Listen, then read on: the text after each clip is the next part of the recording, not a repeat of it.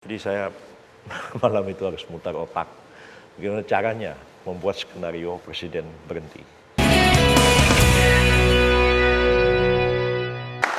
Ini perjalanan karir juga sempat lumayan panjang juga ya di Sesnek, lumayan lama gitu.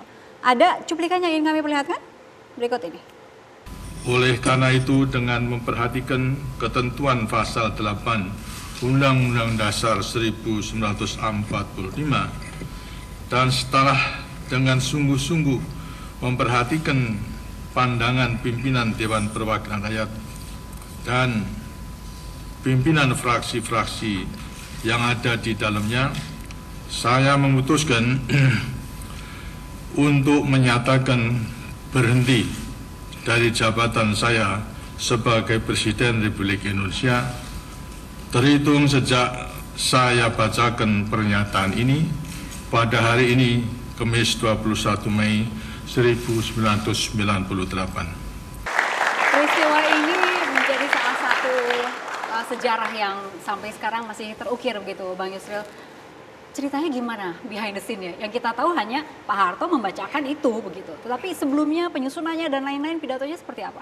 Iya, yang terakhir itu sebenarnya tidak sendirian. Beberapa tokoh juga terlibat, antara lain Pak Sunarto Sudarno, Pak Bambang Kesowo, Pak Syafruddin Bahar, itu sama-sama menuangkannya itu dalam naskah pidato pernyataan berhenti Pak Harto itu. Tapi sempat alot nggak pembuatannya? enggak sebenarnya. Jadi pada waktu kabinet terakhir Pak Harto itu, saya sudah memprediksi bahwa keadaan itu akan terjadi seperti itu. Ya. Pada waktu Pak Harto akan menghadiri pertemuan di Kairo, itu saya sudah menulis satu risalah yang diberikan kepada kalangan TNI, bersiap-siap menghadapi kemungkinan yang paling buruk. Ya.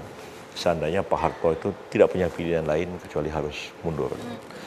Nah, ternyata memang ketika Pak Harto pulang ke tanah air, situasi itu sudah sangat mencekam, demonstrasi di mana-mana ketika Pak Harto sudah pulang dari Mesir. Dan pada waktu itu memang ada keinginan membentuk komite reformasi.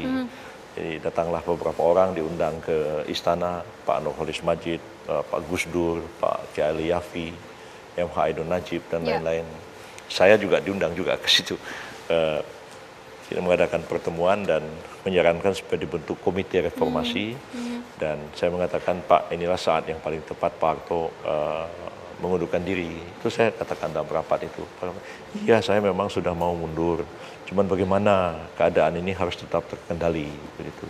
Jadi waktu itu pikirannya adalah kita membentuk komite reformasi itu sebagai transisi. Sampai dibentuknya satu pemerintahan yang baru. Nah, tapi ternyata upaya untuk membentuk komite reformasi itu tidak berhasil dilakukan.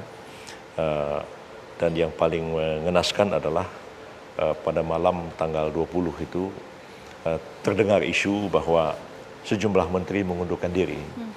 Dan menjelang maghrib Pak Harto panggil saya dengan Pak Saadillah Mursyid di rumah beliau di Jalan Cendana, mengatakan, ya tadi saya dengar begitu, tapi saya sudah cek sama mbaknya, katanya. Maksudnya mbaknya itu Mbak Tutut, maksudnya mbak itu tidak betul. Tapi ternyata kira-kira jam 8:30 malam saya keluar dari rumah Pak Harto karena bekas-bekas wakil presiden itu datang satu demi satu. Pak Umar Wirahadikusuma, Pak Tri Sutrisno, terakhir Pak Habibie datang. Pas saya pikir ini pasti lama, maka saya bilang sama Pak Wiranto, saya berdua aja duduk sama Pak Wiranto di depan. Bilang, Mas, saya mau keluar dulu, mau ngambil baju. Ya, saya pergi ke rumah Pak Malik Fajar di Jalan Pekalongan. Sampai di situ ada Pak Akbar Tanjung sama Pak Tandri Abeng. Pak Akbar bilang, Ril, gimana di Jalan Cendana? Orang nggak bisa masuk ke situ, kecuali kamu yang bisa masuk, katanya. Iya, saya bilang, ya Pak Harto mungkin akan mundur besok. Bang, saya bilang, apa betul menteri-menteri mundur? Tadi Pak Harto bilang itu nggak betul. Terus Pak Akbar buka jaket dan mengeluarkan amplop surat. Mengatakan, ya menteri-menteri mundur, ini suratnya. Loh, saya kaget. Dan surat itu saya bawa ke Jalan Cendana dan saya lapor ke Pak Harto, berdua dengan Pak Sadillah, bilang, Pak, ini surat menteri-menteri mundur. Kamu dapat dari mana, Ril? Ini dari Pak Akbar Tanjung. Pak Harto baca. Kok begini ya? Katanya. Ya sudah, kalau gitu saya mundur saja. Disiapkan bagaimana berhentinya. Dan itu Pak Harto masuk ke dalam nggak keluar-keluar lagi sampai pagi. Jadi saya malam itu harus mutar otak. Bagaimana caranya membuat skenario presiden berhenti. Itu dari kira-kira jam setengah 10 malam sampai pagi. Nah situlah datang Pak Syafruddin Bahar, Pak Pamangkesowo, Pak Sunarto Sudarno ke Jalan Cendana juga untuk menyiapkan sama-sama naskah pengunduran diri Pak Harto. Saya harus meneleponi banyak orang, termasuk meneleponi Ketua Mahkamah Agung almarhum Pak Sarwata, karena prosedur berhentinya presiden itu tidak menggunakan cara yang normal. Jadi saya harus mencarikan jalan keluar konstitusionalnya, bagaimana supaya berhenti. Makanya tadi seperti didengar Pak Harto mengatakan, saya menyatakan berhenti.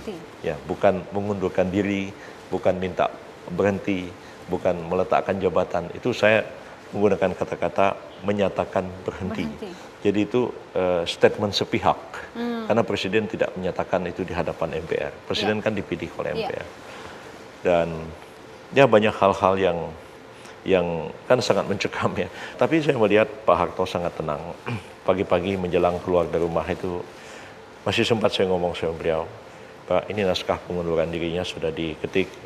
Pak Harto bilang sama saya, Bril, kamu tulis itu kabinet saya nyatakan dimisioner. Gitu.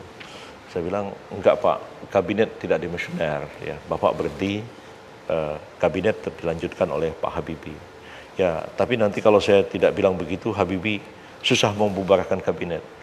Tapi Undang-Undang Dasar nggak bilang begitu Pak. Ya sudah, kalau kamu nggak tulis, sini saya tulis sendiri. Jadi diambil pulpen di tangan saya, beliau tulis.